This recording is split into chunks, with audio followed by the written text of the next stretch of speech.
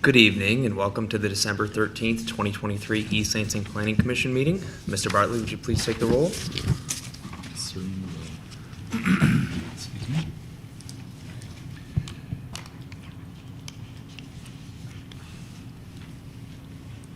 Okay. I apologize. Commissioner Boyd. Commissioner Chapin. Present. Commissioner Denault. Commissioner Hendricks. Commissioner Lepine. Commissioner Overby. Commissioner Wagner. Present. Here. All right. Commissioner Williams. Here. Vice Chair Bowman. Here. Chair Sullivan. Here. Thank you. We have a quorum. Thank you. Is there a motion to approve tonight's agenda? So moved. Seconded. Moved by Commissioner Williams, seconded by Commissioner Wagner. Seeing no discussion, all those in favor say aye. Aye. Opposed, nay. Ayes have it. Motion carries.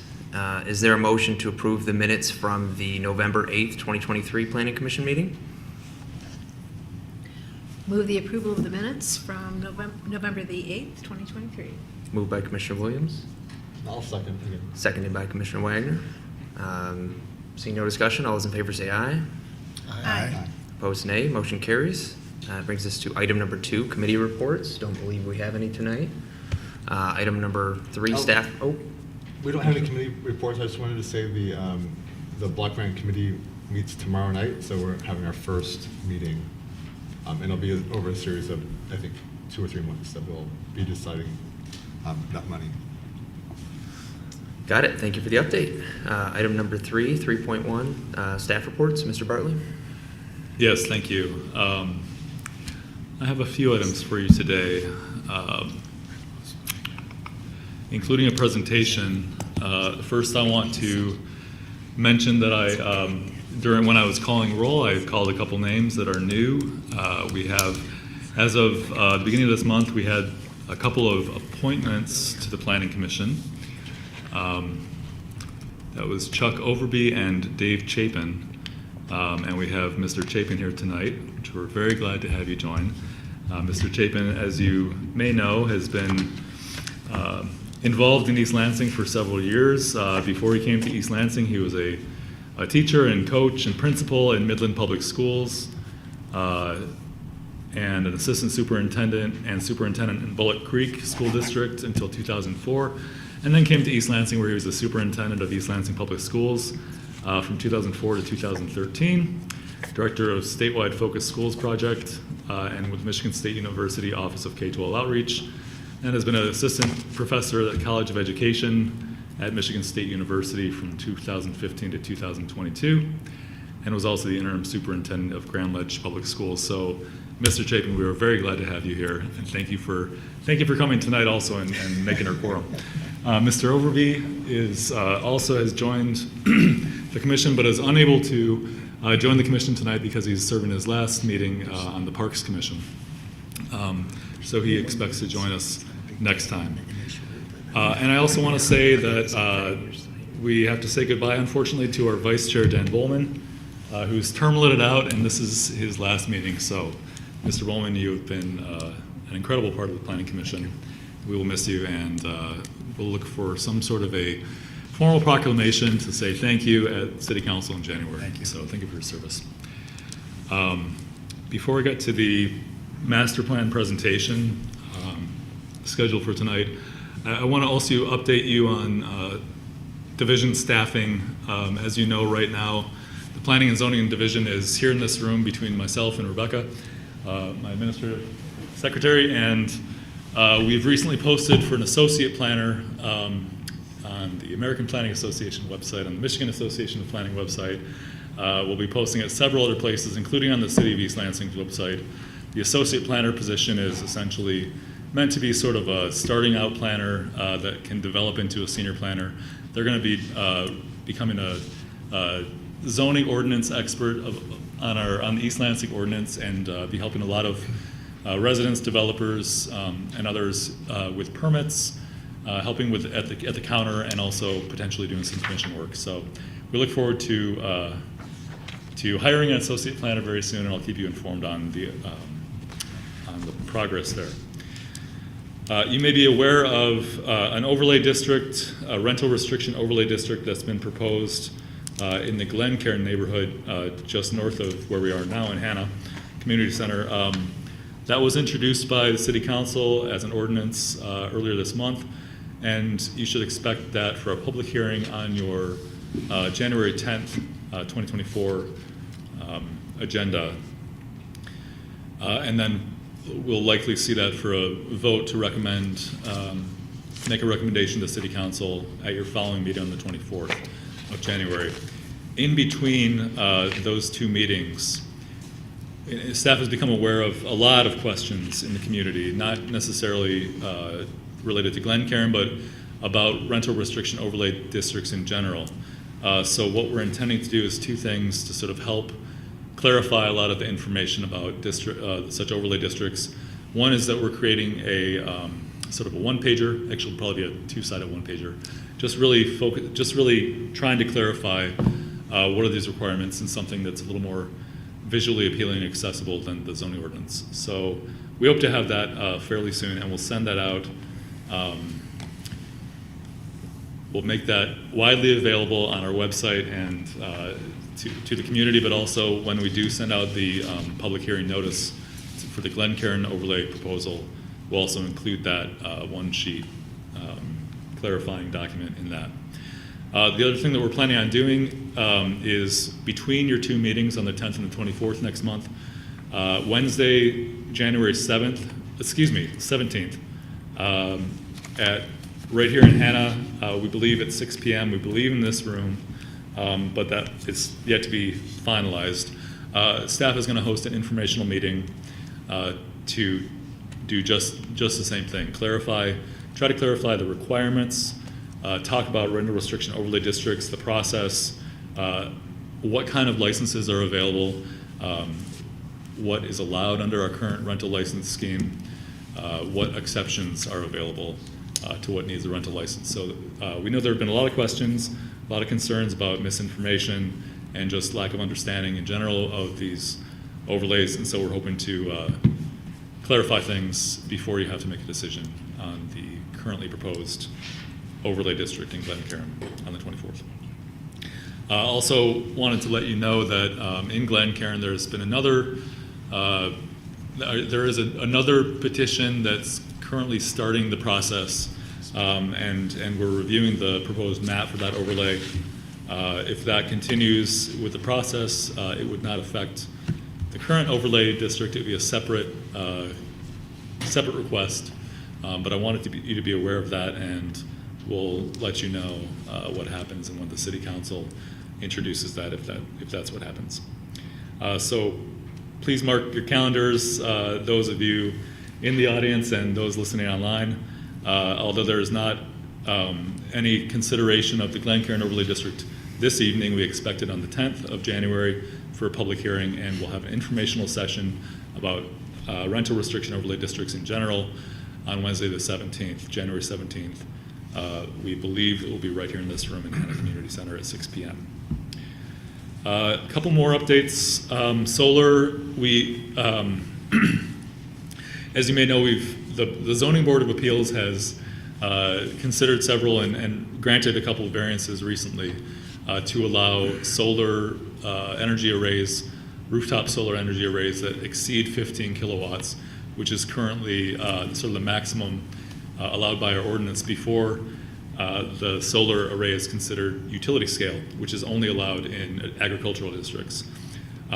So the ZBA has approved a couple of variances to exceed that 15 kilowatt limit, and it's become pretty clear through those variance processes and also through a lot of conversations in the community and with others that we may need to update our solar ordinance. So we've been looking at a lot of nearby communities in Michigan, comparable communities outside of Michigan, and trying to understand best practices for solar ordinances.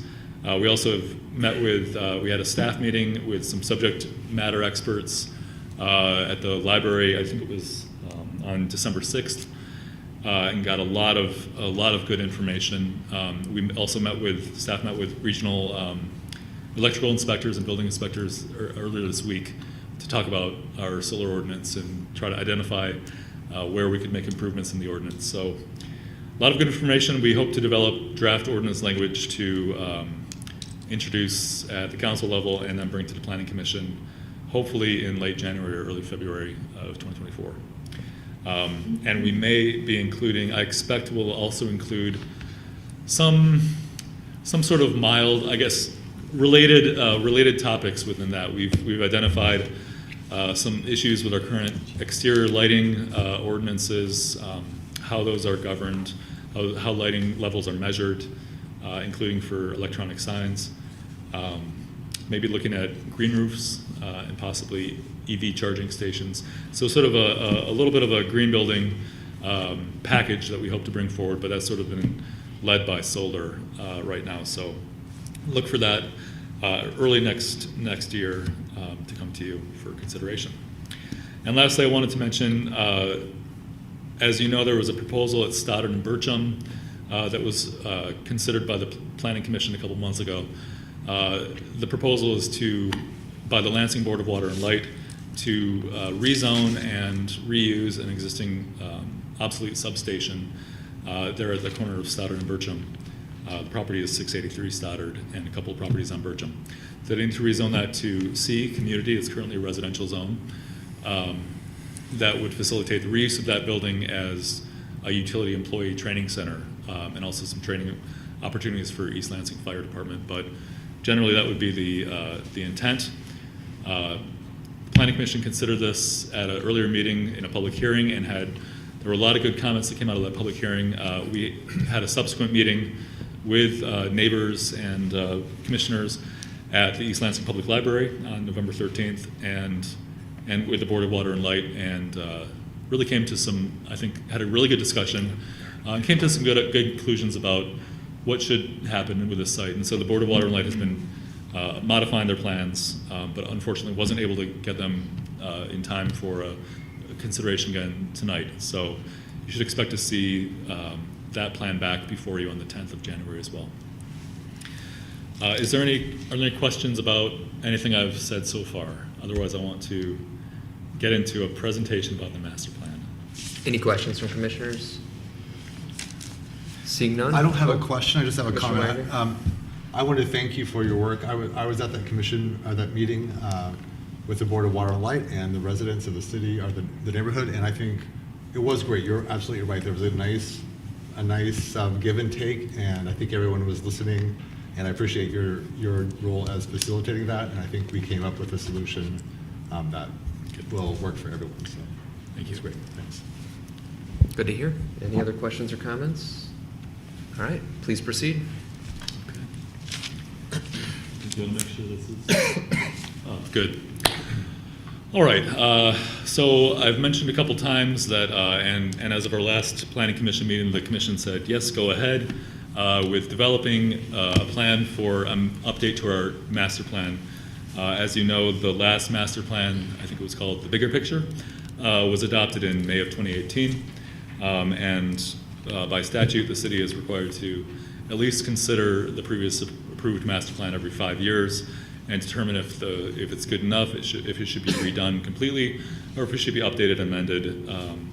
And the commission last time said, yes, let's go ahead and amend this. So we're starting the process. Basically, when we look at a master plan update, we consider what has happened since the last plan was adopted in 2018. And we know that in the last 5 years, almost 6 years now, a lot has changed. We've seen significant changes at MSU. We've seen significant changes to our housing market, to our downtown form and building types. We've had a global pandemic and lockdowns. We've had a lot of changes at the city, and we've also seen several new weather patterns emerging, and we have cannabis as well. So quite a few things have happened in the last 5 years that really has sort of led us to a point of, okay, maybe it's worth reconsidering or at least reviewing the goals and the objectives of the last master plan and determine if they're still accurate, if they need to be adjusted. So our proposed activities, just very generally speaking, are sort of pre-planning efforts right now. Checking our process with you, checking with the community, and then with the city council, doing some fairly preliminary community events. I'll speak about one of those in a moment. And then sort of reviewing what's been adopted so far, what are other plans that are going on or have gone on in the community or region since the last master plan was adopted. As of next year, our focus will be on, early next year will be community engagement, and then really focusing on the big question I see as this update is, what are our highest priorities for near-term planning? Excuse me. And then toward the end of next year, the goal would be to develop the update document and check back with the community, make sure we're on the right track, and then have it be adopted through the state-enabled process, which includes a 42-day review period for anyone who wants to review it, including surrounding communities. So I believe that we can finish this update process by this time next year. Not looking to do a super extensive process, I guess, but we definitely want to involve the community and engage them and make sure that we're listening and understanding what the community's needs are. We started our early community engagement efforts last weekend. In fact, on Saturday here in Hannah Community Center. On December 9th, it was the Winterfest. It was a great event. I think I heard there were about 2,000 people that attended. We had more than 150 people stop by our little table, and a lot of community interest. I was very, very heartened by how many people were super interested and just very happy to see that we were looking at updating the master plan and had a lot to say about it. Our major activity was dot voting, and so what we did is we had a big board essentially and said, what are your highest priorities? And what was listed was housing, jobs, public health, social equity, transit, cars and parking, sustainability and climate resilience, and architecture and historic assets. We also had a little space for other and post-its for people to put their other comments on, and as you can see, they were quite active. We had a lot of dots and a lot of other comments as well. The results of the dot voting were generally, I felt kind of good. I felt a little bit validated because I had expected that our major topics of concern would be housing, public health, and sustainability, climate resilience. And those were indeed 3 of the top 4 categories of interest by the community. The highest amount of interest was in the social equity category, which is important to recognize. We've had a lot of changes, a lot of policies adopted over the last several years that are sort of seeking to improve equity in the community, social equity concerns. It's very difficult with a master plan that sort of focuses on the built environment. It's difficult to just say, okay, let's plan for social equity. But what we can do is sort of look at our major focus areas through a social equity lens at every step of the way and say, what are we doing? What is the recommendation? How can this recommendation or this goal or objective of this master plan update meet our equity goals as a community and our equity needs? And so we'll certainly be including that as a major component of this master plan update. So the way I see it, based on these results, and we'll continue to do this throughout the community, certainly one event isn't enough to say, yep, that's what we're going to do. But this gives us a good sense of where the direction might be. So I think that we can focus on those 4 focus areas that I mentioned and consider the other items as well. But the highest priority items were social equity, housing, public health, and sustainability. The other categories included more bike lanes, more sidewalks, better safety for crosswalks or more crosswalks, road diets. I know there's been a question recently about a road diet, potential road diet for Haggerty Road between Birchman and Grand River. Some interest in non-student oriented housing and businesses, public charrette for Valley Court Park, more regional transit options, including trains to other cities in Michigan, and also my personal favorite was take care of city employees, and I did not write that. But we had a lot of good interest and a lot of people that were also adding their dots to those suggestions. In some cases, for example, a lot of these bike lanes, sidewalks, crosswalks, et cetera, road diets are can be handled sort of within the non-motorized transportation plan process that's going on right now that DPW, Department of Public Works, has been administering. So maybe not so much road diets in the non-motorized transportation plan, but they've certainly been looking at pedestrian facilities, bike trails, et cetera, and making sure that we have a good non-motorized framework. Our next steps, essentially our community engagement plan right now is that in January 2024, I'd like to do a few more sort of staff-led community meetings, kind of like we did at Winterfest, sort of basic exercises of identifying high priority items before the plan process really starts. Spring 2024, our focus would be on student engagement, particularly on campus. We're looking to open a dedicated website for this planning process, have some social media presence, some student-oriented meetings, and I will mention, I mean, some non-student as well, but I think our major focus during the spring and spring semester will be to make sure we understand student needs and concerns while they're at school and active in East Lansing. And then when the students take off, we'll really focus more on non-student engagement or the students who stick around for the summer. Throughout the summer, really just focusing on permanent resident engagement and making sure that we understand the community needs there. In the fall, as I mentioned, we check back with the community and say, here's what we heard. Are we on the right track? Is this what we need to do? And then once we have adoption, we say, great, what are the next steps? How do we implement this? And so that's my general plan for how we'd approach this project. Planning activities is a lot of review. Really just, that's the focus of an update, is review what we've done before, all our current demographics, how demographics might have changed in the last 5 years, look at the old master plan at its goals and recommendations, understand what's still accurate or what needs to be changed, review our progress in the last 5 years on implementing the previous master plan, or where have things not been implemented and should have been, how do we need to move forward, I guess. And then we'll look at our recent development decisions, the zone changes that have been happening, related plans here and elsewhere, and then developing recommendations in the near-term action plan. So that's what I see as our major activities for the master plan update. Just a couple more slides. The team would be led by City of East Lansing staff, myself, our soon-to-be associate planner when they're hired, and we do have we have half an intern right now that's dedicated to this process. I think it's their top half, and and also expect to hire one more intern, hopefully as soon as the beginning of January.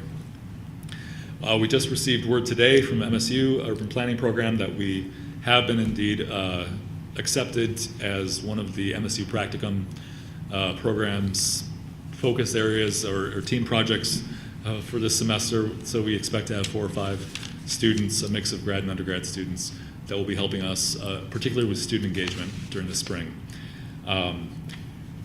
We'd like to set up a coordinating committee as a subcommittee of the Planning Commission that would have members as the Planning Commission determines would be appropriate, but I'd suggest that we have representation from other boards and commissions within the city, other staff and city departments as needed, and other stakeholders that might have subject matter experts or a lot to say about our specific topics of focus.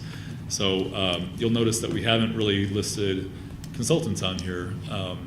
Generally, we believe that the activities that we're proposing as part of this update can be done mostly in-house, including with part of our department budget, but we also expect, we're looking at very likely candidates to receive a MSHDA grant. I just didn't want to, I don't want to be too, I guess, I don't want to commit anything on behalf of MSHDA yet. So our next steps are our additional staff-led engagement early next year. Like I said, probably in January. Our MSU Practicum team will start in late January and go right through into mid-April. Their final presentation to us as a client will be on April, I believe, 20th or 21st. The following week is a planning commission meeting on the 24th, and you can expect the Practicum team to present to you as well about what they've found and the work that they've done. So as far as the commission tonight, I'm looking for questions or comments, or how should we change this, this process, or what I've laid out tonight. And also in January, meeting, as you know, at the first meeting of the year in January, you're expected to elect officers. And at that time, I would suggest that you'd also establish the committee. We could reach out to members before that time, but have the committee be set, understand the structure of the committee and its activities, and a chair. So we look for that to be finished at one or both of the January Planning Commission meetings. Threw a lot at you over 11 slides, but I'd love to answer any questions or hear any comments or suggestions. All right, questions, comments? Pretty straightforward. Yeah.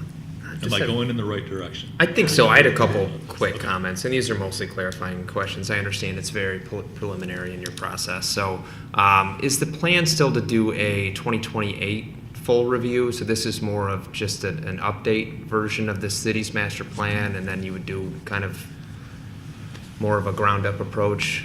Is that is my understanding of the time frame correct? I think that that's certainly a possibility, and I'd probably suggest that we do that. It will be up to the commission in 2027, 28 to determine what to do about the master plan at that time. We'll still be looking at, considering what's happened since this master plan update and determine whether or not it should be a new master plan or another update. But I think at that time, it would probably be a good idea to have a larger community process and probably a more of a new master plan versus an amended one. Okay. That makes sense. Yeah, it makes sense.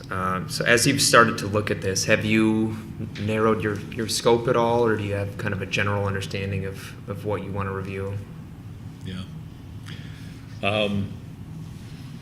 Not too much. I think, like I mentioned, the dot voting from Saturday was somewhat validating as far as saying, yeah, I think we're on the right track. We were a little surprised admittedly, somewhat surprised at the level of interest in social equity and identifying that this is a very strong community need. We know it is. We didn't quite expect it to be the top. So I'm glad to see that. But that didn't do anything as far as narrowing our scope. I think that it's worth still kind of taking those top three non-social equity categories, being housing, sustainability, public health, and keep that sort of as a focus of the plan. But like I said, make sure that the entire planning process for this update is done through a lens of social equity, if that makes sense. But so I don't know about narrowing the scope at this point. At this point, I don't see that happening right now.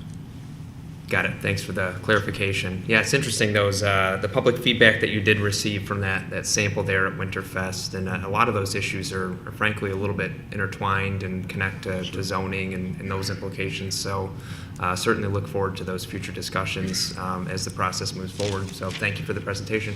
Thank you. All right. That brings us on to item number 4, commissioner announcements. Are there any commissioner announcements tonight?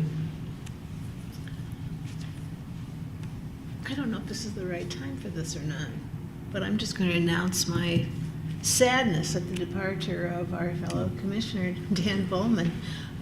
Could I have a point of personal privilege on that topic, or is this not an appropriate time? Of course. I think I'm going to save mine for the end, but if you want to say yours now, that's I fine can too. wait till It'll give me more time to steal your material and work it into my speech. So. Well, I've been in denial, so I haven't given it a lot of thought, so you'll have a little bit more time than I will. I've had the pleasure of serving with Dan now my entire time on the commission, coming up on, I think, about 5 years now.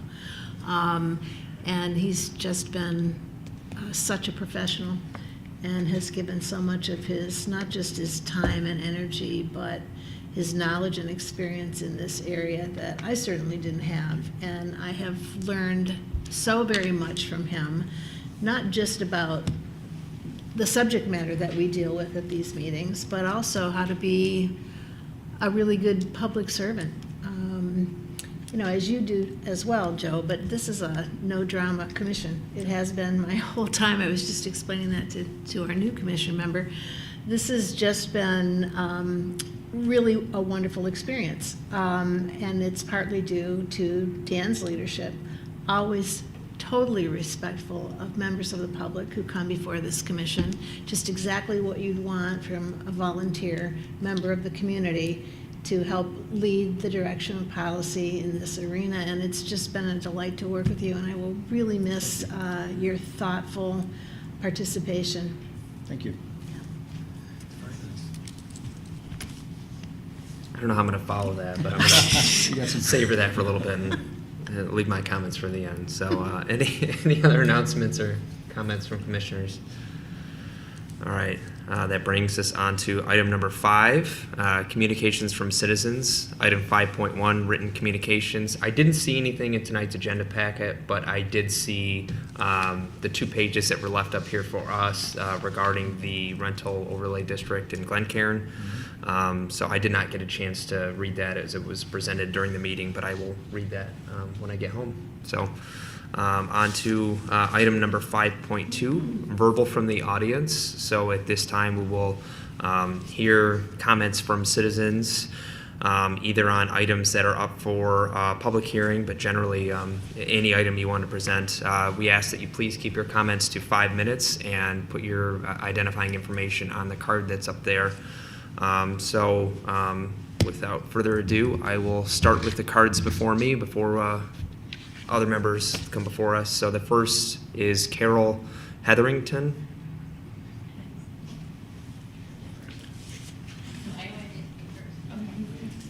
I can move you to second if you want. That's okay. I just want to express my support for the overlay in Glencairn. As you go ahead and read, you know, if you're not familiar with it, I realize it's not on the agenda for tonight, but as you're looking through the information, I just hope that you will consider, I'm a 33-year resident of Glencairn. I lived on Terrain in an overlay, then I've lived on Rosewood, and now so we upsized and then we downsized to Sunset, and that's where I live now. So if you would just, first, most of the residents thought we were in an overlay. I know the people on Rosewood and some of these other streets in the center, you know, the heart of the neighborhood really did think that they were in an overlay, and we're pretty shocked to find out that they aren't. But the people that put together the petition have worked very carefully with the city with the neighbors to try to accommodate as many people as possible in setting up the map. And they are really, you know, followed all the appropriate procedures, and I just hope that you will, you know, look favorably on the overlay. We really are concerned about the safety. We have a walkable neighborhood, and so, you know, it's very important. A lot of little kids, I'm out there every morning walking my dog, a lot of little kids walk to school. We're concerned about the safety, the stability, and the desirability of our neighborhood. So I think that's pretty much all I have to say. I know you're going to hear from others, but I hope that you'll think about that when you're reading this little summary and looking at the map. Thank you. Thank you for your comments. Next up is James Newton. I'm James Newton. I live at 939 Sunset Lane. My wife and I have resided in the Glencairn neighborhood for over 40 years. And we are not by any means near the longest residents of Glencairn. We moved to Glencairn because we like the character and the stability of the neighborhood, and now that is being threatened by the application of rentals, specifically Airbnbs. We want to preserve the character and the values that brought people to Glencairn.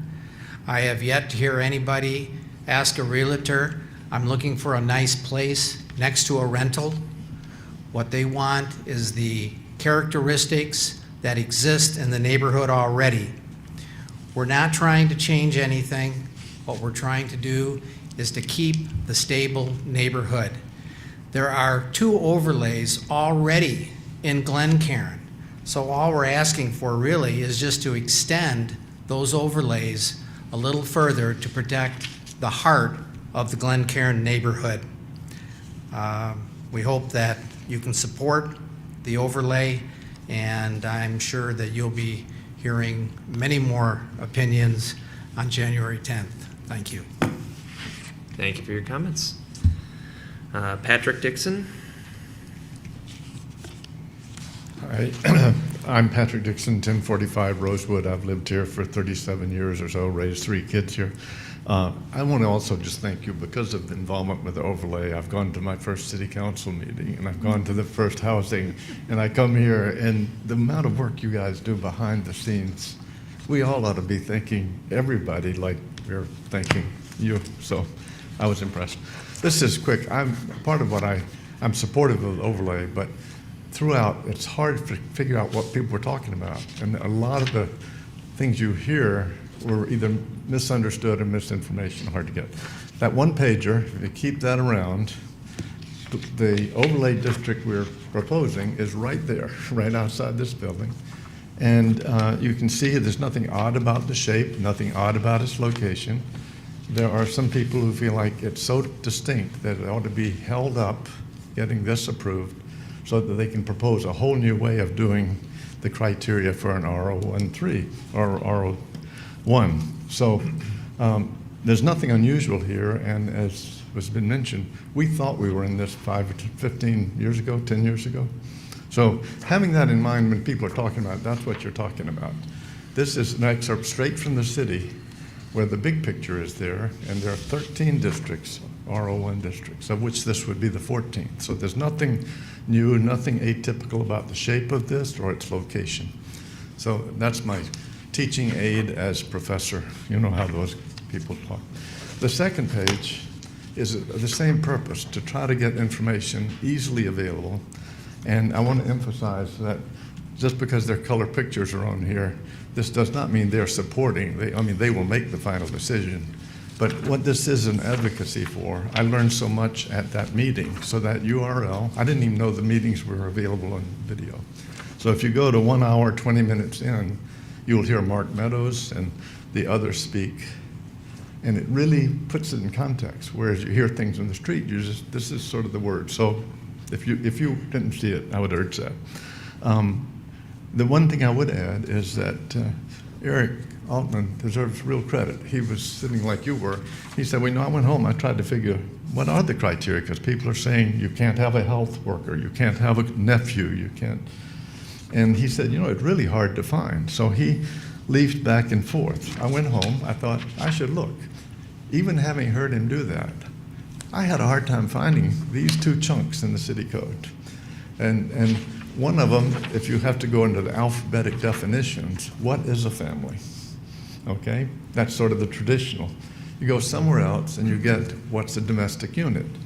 And a domestic unit isn't 4 freshmen renting a house. It's, but it doesn't mean you're genetically, biologically, legally.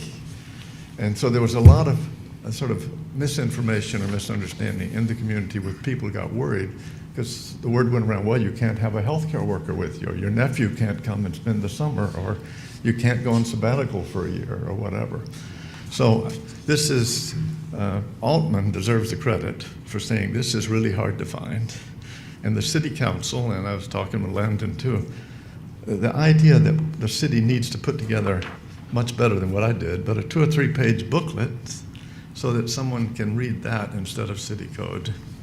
And the last comment I would make is several people who are concerned about this overlay and are thinking of if it were only modified, there ought to be some way in the city where someone could have a case that clearly fits within the spirit of it, supporting families and domestic units, but it needs clarification.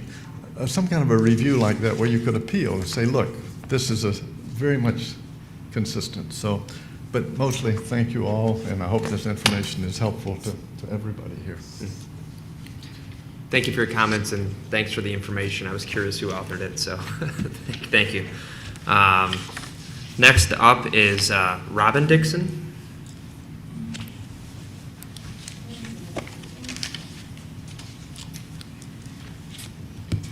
So I Thank you. I'm Robin Dixon, and I live at 1045 Rosewood Avenue with Professor Dixon over there.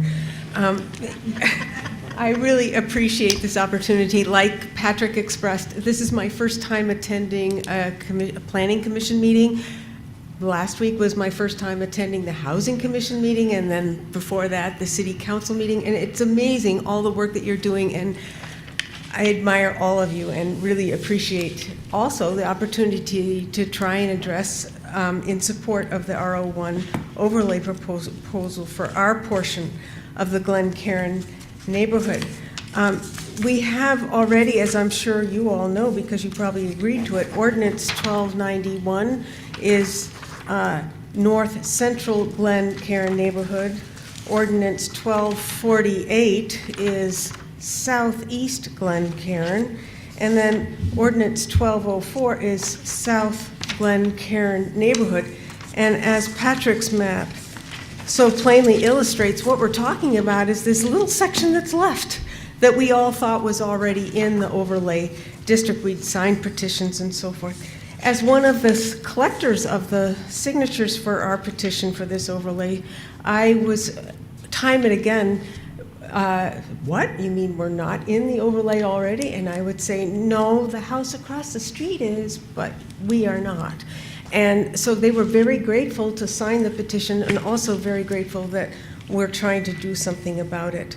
So I know this isn't the appropriate meeting to bring out all the everything, but I did want to just say that we are very concerned, as others have mentioned, that our neighborhood being within walking distance of the campus makes us prime targets for other financial interests or instruments to want to try to come in and take over our neighborhood and buy up houses that that means that normal people are priced out of the market because they can afford to offer cash or they can afford to pay more, and then they turn them into revenue generating rentals where it's mostly short-term. Airbnbs, great way to make a lot of money if that's what you're into. But I think it would drastically change the nature of our neighborhood that we've all been so, thanks to people like you, preserved in such a beautiful fashion. So I guess I'll end there, and I will look forward to, as this process unfolds, I understand that you will hear more from all of us. And we'll try to think of different things to say then. But thank you so much again. Thank you for your comments. Next up, Sally Newton.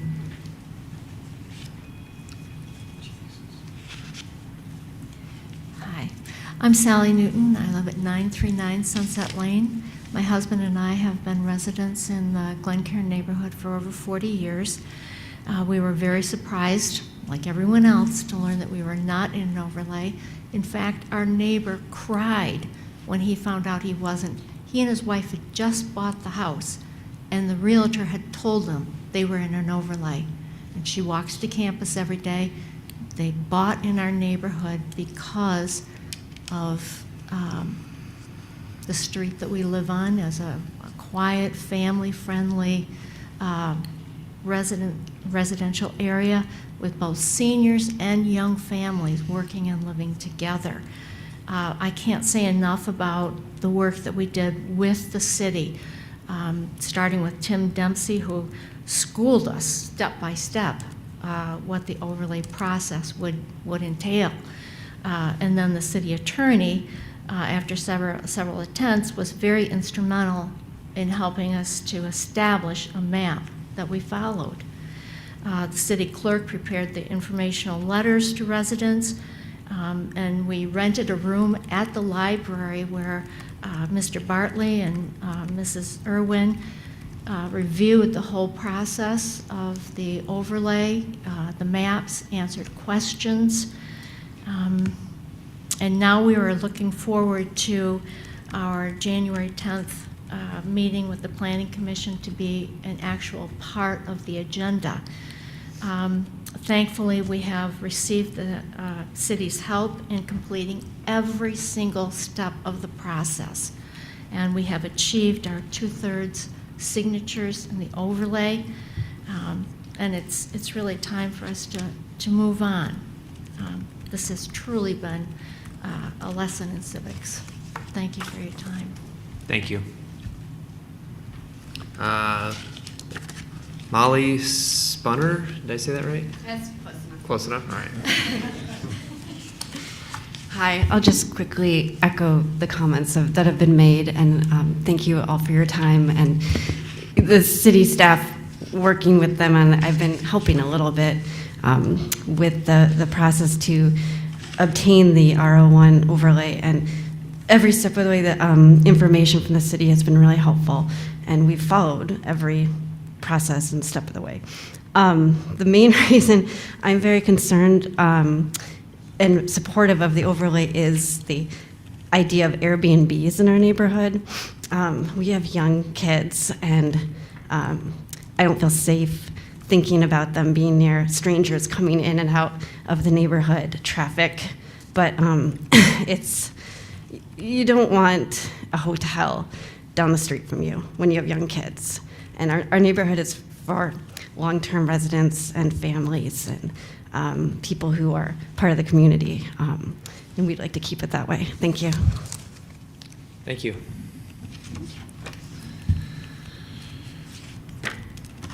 So it's a bit tough to make out. Is it Fred Bates? Baker. Baker, okay. No, we were trying to guess Fred what it Baker was. with Yeah. terrible handwriting. I'll be brief. I agree with the other speakers. I am alarmed because I have observed and also heard it secondhand that those who oppose the overlay, and one in particular, have been going door to door and seeking to have people withdraw their signatures in support of the overlay petition by representing to them that uses that are clearly permitted under the city's ordinance are not permitted. The nephew, the caregiver, the distantly related family member, all of whom are enumerated in the definition of family, are cited as examples. And they're incorrect and they're untrue. And what's more discouraging about that is that the representations are being made by a very bright attorney in one instance. And those are in writing, and you can find them on Facebook if you care to examine the arguments that he's made. I think what has escaped possibly everyone's attention also is that the R1 district has a list of permitted uses, and I just want to mention the section number to you so that you can verify what I'm telling you. It's section 50-242. It's a list of permitted uses in an R-1 single-family residential district. And one of those permitted uses under subsection 1,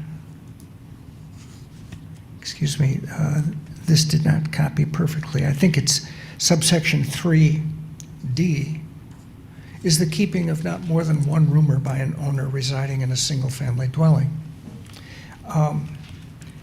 That takes on a certain significance when you recognize that under the overlay ordinance,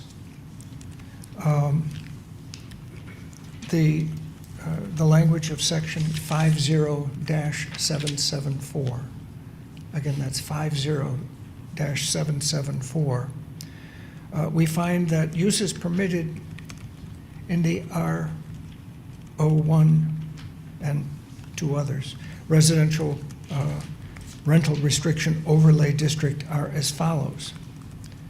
Subsection 1, in the R01 residential rental restriction overlay district, permitted uses,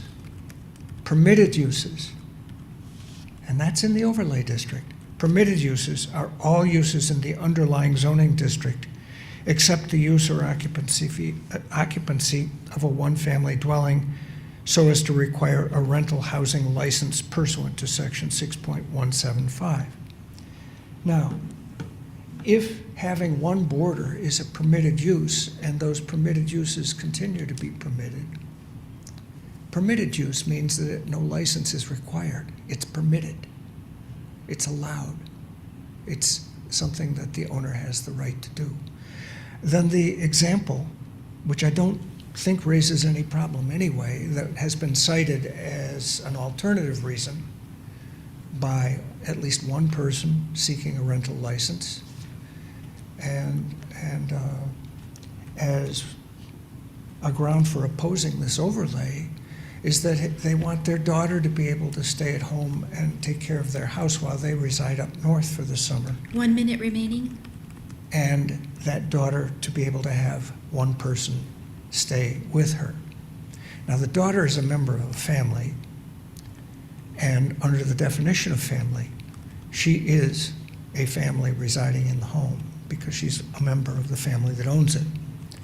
And she is allowed, even if you consider this person a roomer, as opposed to a guest, they're allowed to have one roomer to stay with them. And given that there's no rent being charged, she doesn't even fall under the definition of roomer, which you will find in the definition section of the section 50 of the ordinance. So I think a lot of misinformation is being spread, and I think this overlay district is something that should be encouraged and approved. My ox is not being gored. I live across the street from where this begins. I'm in an overlay, but I don't think this should be permitted in this neighborhood. I didn't know it would do that. Thank you for your comments. Any other members of the public wish to come forward and address the commission? All right. Is there anyone online in the queue? There's nobody waiting within the queue. Great, thank you.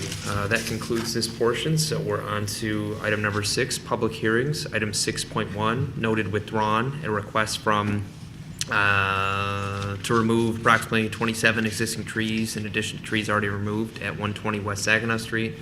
Landon, I assume this is on the agenda for some commentary? Yeah, it had been noticed. The public notice had been sent out before the applicants withdrew their application, so we wanted to leave it on the agenda so that it could be noted that it was withdrawn. That we may see another request in the future for the same, or I guess same or similar request in the future, but at this time they've withdrawn the request. All right. Thanks for the commentary. So just in case, we will open the public hearing for this agenda item. Seeing no one step forward and no one in the queue, we can close the public hearing for this item and move on to item number 6.2. The request of Mullin Family Investment LLC to add 4 parking spaces, a new service shed with paved drive access, and a retaining wall, walkway, and other site features at 2111 Merritt Road. Mr. Bartley? Yes, thank you. As you described, this request at 2111 Merritt is to slightly expand an existing parking lot. No land use changes proposed, but the addition of pavement, a new pavement for 4 parking spaces, but restriping existing pavement to have a total of 52 spaces from currently 38 spaces. Necessitated site plan review from the Planning Commission. So we have, this property is located, as you can see on the aerial map, right there at the intersection of Park Lake and Merritt Road on the north side of Merritt, just west of Park Lake. It's bordered on the north by M78 or East Saginaw Street, and then just out of this picture to the north would be Lake Lansing Road. So this is sort of a irregular lot that is bounded by several streets. To the south, there is a small wetland that was found by the City Council I guess, under advisement from DPW that this wetland is not considered contributing or I guess, important necessarily to protect. But there is very little of this wetland on this property, just a small corner, which I'll show in the site plan in a moment. As far as zoning goes, this property is zoned B1, General Office Business, which is the zoning of the properties to the south and west, or southwest. This is General Office Business, and the medical and dental offices that are in the building right now comply with the requirements of this ordinance. Across the street, both across Merritt Road to the southeast, and then also across Park Lake to the east, is B2 zoning, retail sales business. There are no residential uses or zones, at least within the city at this point, but you have some residential uses to the north across Saginaw. In regards to the plan itself, pull this up. The applicant is proposing, as I mentioned, to add a total of 4 new parking spaces near the entrance of the building, the main entrance at the east side. The parking lot currently extends, or I guess the pavement extends around the back of the building right now, but is not currently striped for parking. So the applicant is proposing to restripe parking, adding more barrier-free spaces, and would end up with a total of 52 spaces, including 3 barrier-free spaces. They're also proposing to build a 30 by 50 accessory building at the extreme southwest corner of the property. If you look from M78 at the property, there is quite a drop in elevation, and so the proposed shed would be sort of below the elevation of M78, and the applicant's proposing to introduce some retaining walls to account for the elevation change around the proposed shed.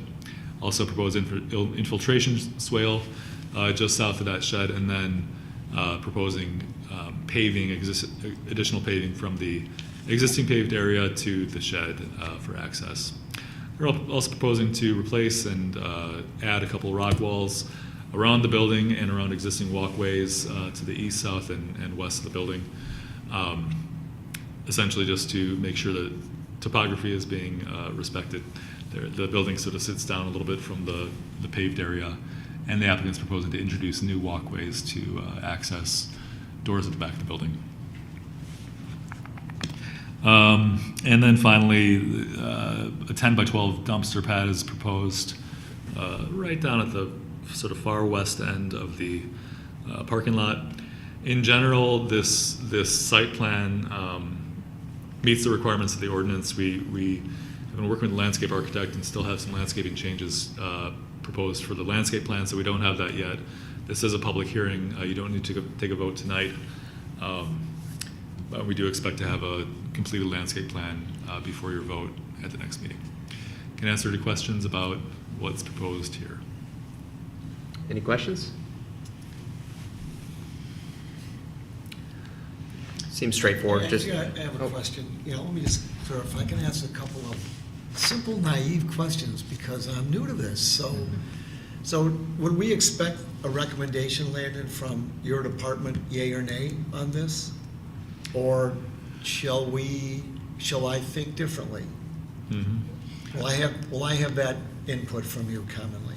Yeah, generally, I don't provide a explicit recommendation unless you ask me for it.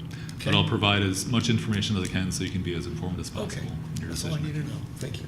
And that's been consistent with other people that have been in the position and other meetings since I've been on it. So, if the Planning Commission desires me to start making recommendations, I'm happy to. But it's not been practiced. Maybe we'll talk about it, but no, as of now, I think. Sure. Yeah, I think it's. Yeah. Fair enough. Thank you. Specific to this project, just a clarifying question. There's no utilities for the shed, right? Is there going to be water or electric or? I believe gas, there's I guess. Electric is proposed. I don't know about water. I'm Okay. going to have to defer to the applicant on that. I think electric is proposed. Yeah, it's a pretty big shed. It's a big shed. But it's a big shed. I characterize it as an accessory building. 30 by 50, yeah. It's like a garage. Fit a lot of lawnmowers. Yeah. No, that's all the questions I have, unless anyone else. Okay. I think we're ready for the applicant. Assuming that's the applicant. No one else here. No one else is here. I'm AJ Patrick with Kebs Incorporated. I'm actually the civil engineer that prepared the site plan. They have a surgical user in the building that is changing some interior parts of it, and that has led to the expenditure and improvement of the site. They're like, let's do everything all at once. So the existing parking lot has, that area for some reason has perched water in the subsoil. So the parking lots break up fairly quickly. They crack and you get spiderweb cracking through it. So we're proposing to mill and replace the asphalt. And while we're doing that, we're going to put some under drains in the parking lot to try and help dewater that area and make the parking last a lot longer. The main access at the front right now does not meet handicap requirements as far as the slope, so we're replacing that and putting in handrails so it becomes accessible. And then the 4 parking spaces that we're adding at the front is then to get that handicap space closer to the front. And they already feel like they have parking issues, so anything we can do to get them a few more spaces was going to be helpful for the use of the building. At the bottom right of the building, the southeast corner of the building, there's sidewalk that runs along the road that comes into the back of that building that right now has no handrails. It's very, very steep, and it's not really possible to make it handicap accessible, but we're going to remove and replace that and put in steps that'll make it more noticeable and less of a tripping hazard than a very hard slope in the winter. There is that door that it does access. We're proposing a new sidewalk from the middle of the back of the building along the south property line to come in there. So you could go from the west handicap parking spaces, come down the sidewalk there, and eventually have accessibility to that door at the southeast corner with that new sidewalk proposal, which leads me to those west parking spaces. Again, there's a drop in elevation in that sidewalk, and we're removing and replacing that, putting it at a proper slope and adding handrails to make that ADA accessible.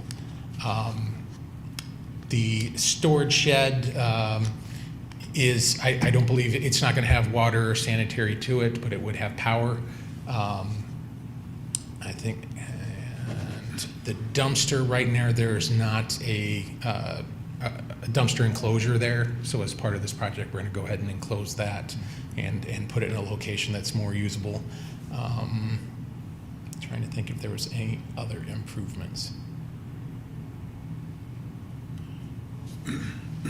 We've met with the drain office as far as taking care of stormwater for the added impervious areas. We've submitted plans to them to get their comment and haven't received them yet, but that is in process.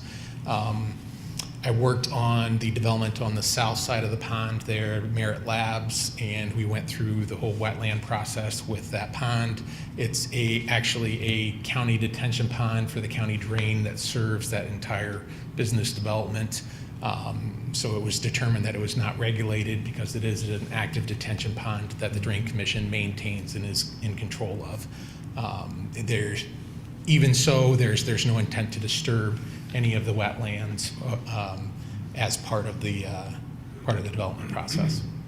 I guess I can take any other questions if you have any. I'll defer to the commission first. Any questions, comments? I had a couple quick ones. So there's going to be no public access to this building, right? It's going to be No. Okay. And then 'cause there's no elevations of the shed. Can you describe a little bit what that will look like, the material, general height, things like that? I believe it is 14 feet tall. There's discussions of making it a poured wall structure so that we may be able to eliminate the retaining walls and have the grade come up against the building so that it's actually inset into the hill.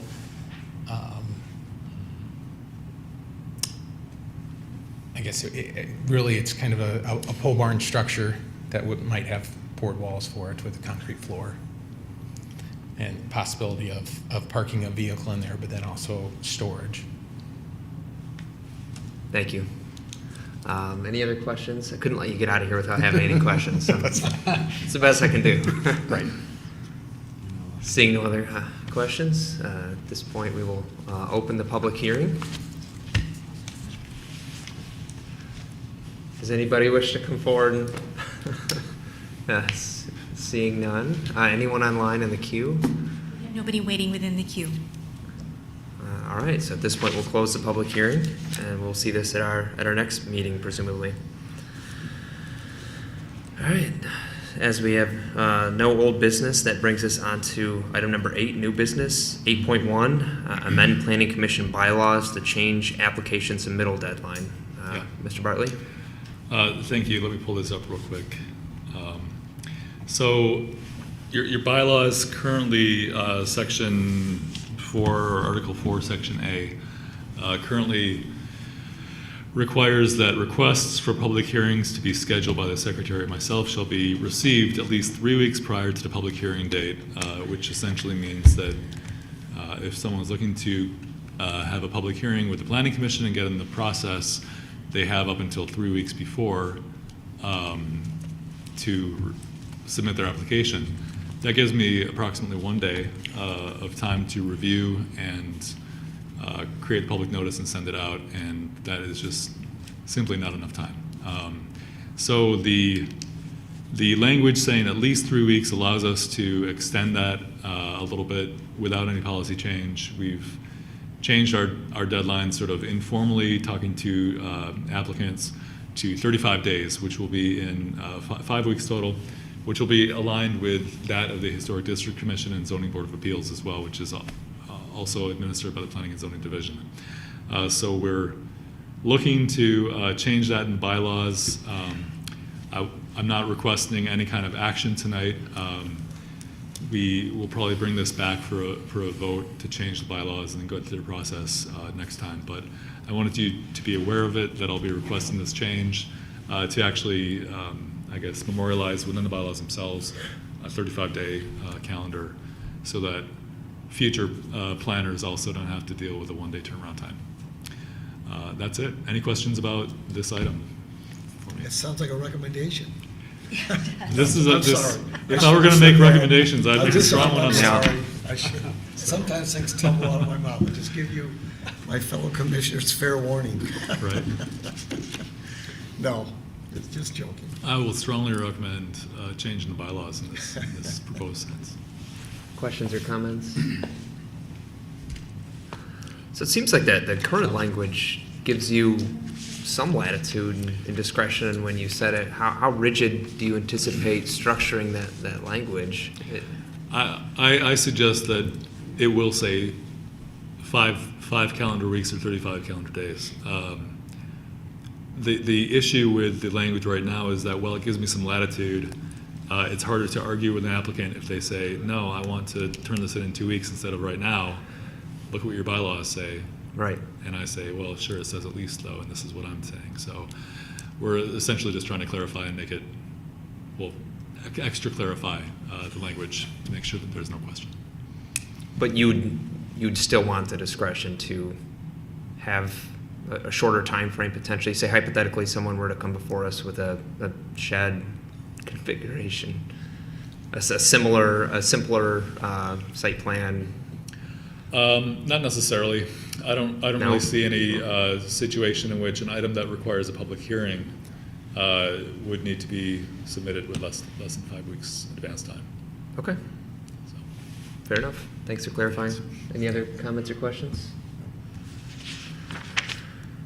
All right. I think this brings us on to item number 9, commissioner concerns. I'll have some stuff I'll say, but I'll save it for the end. So I defer to anyone else first. Yep. Can I say Yeah. just a quick, I'd like to say thank you. I have always admired you here on the Planning Commission, and I admire your professionalism, your knowledge. I've learned a lot from you, and I really enjoyed working with you. So thank you very much. Absolutely. I really appreciate it. Well said. Actually, Yeah. I've got, it's just sort of, it's kind of a, I'll say low rent, but a presentation to make for you. These are the parliamentary procedures that I have carried for the last, 6 or 7 years. And These aren't just the refer to scanned periodically. copies No, that no, I've no, had. these are Yeah, these are no, the real exactly. deal. There's also a copy of the questionnaire that we often ask fact, I think, except for Mr. Chapin, I've asked these questions to each and every one of you that, as part of the interview process. So I will deliver this package of useful information to you, and hopefully you'll use it only for good and never for evil.